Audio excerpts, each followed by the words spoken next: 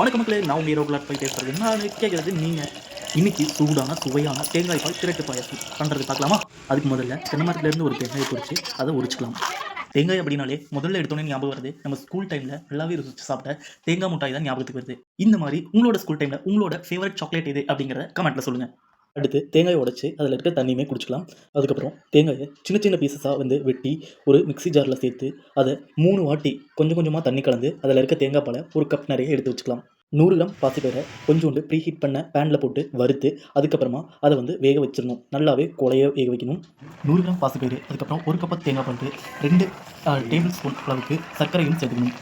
அடி பிடிக்காத அளவுக்கு நல்லா கிண்டி விட்டு 2-3 ஏலக்காவை நல்லா இடித்து அந்த பாசிப்பருப்போட சேர்த்துக்கோங்க. பாசிப்பருப்பு நல்லா குழஞ்சு எல்லாமே ஆவி அடங்கினதுக்கப்புறமா நம்ம எடுத்து வச்சுருக்கிற தேங்காய் பால் ஒரு கப் இருக்கு இல்லையா, அதையுமே இந்த பாசிப்பருப்போட சேர்த்து நல்லா கிண்டி விடுங்க. கிண்டி விட்டு ஒரு 1/4 மணி நேரம் சிம்லேயே வச்சு கொதிக்க விடுங்க. ரெண்டுமே நல்லா மிங்கிளாகி கெட்டியானோன்னு இறக்கிடுங்க. அவ்வளோதான். இப்போ சூடான சுவையான தேங்காய் பால் திரட்டு பாயாசம் ரெடி ஆயிடுச்சு. இதை சாமிக்கு நிவேதியமாகவும் படைக்கலாம். அதுக்கப்புறம் நம்மளுமே சாப்பிட்டு பார்க்கலாம்.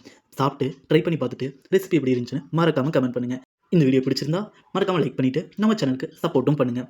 நன்றி.